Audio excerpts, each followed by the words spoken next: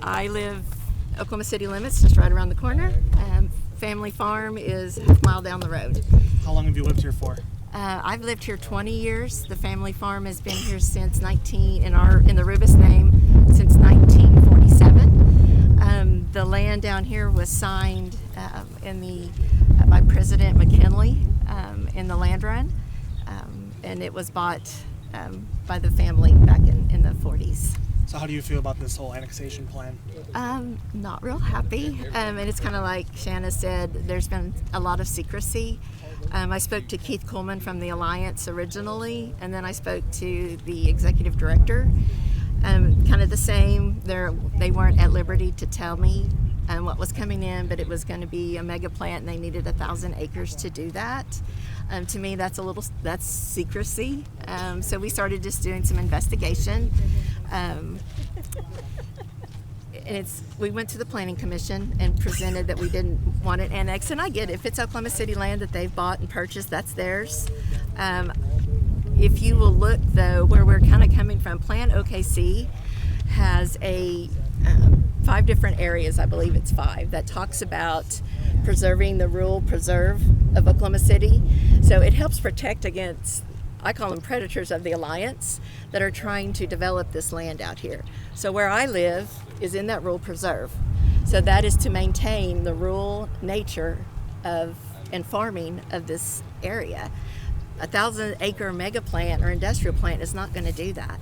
If you look at the plan of OKC, it also talks about maintaining what I can see, the noise level in the roads and the sewage and maintaining the water. There's a blue line waterway that is in this particular area. What they're proposing goes against all of what Oklahoma City has said we want to preserve. And the problem is Oklahoma City, I believe the council and the Planning Commission are for this, but there were guidelines put in place just to avoid things like this. So that's why we're a little upset, because I built a house in the rural preserve so I could have that quiet, that peace, and be able to still farm the 40 acres that's in farmland. So I noticed you wanted to jump right in when I read that statement. What is your reaction to it? It's horrible. This is our, like Shanna said, this is our community. You know, I've met some new neighbors that I didn't know I had. You know, and I don't mind the housing developments over here. You know, I've got new neighbors now. But for the Alliance to come in and do it secretly, going against what the plan of Oklahoma City is, and there's not any follow-up. Like, whatever is presented to the Planning Commission, if the civil engineers say, oh, this is going to be here, this is going to be like 2 trees, and nobody follows up. And they could do whatever they wanted to. So that's part of the issue, too, that we've run against. So you don't buy what Soodle says and that they're not going to relocate? You don't even have to say it. No. Because when I talked to him on the phone and I was at work, it was exactly the opposite.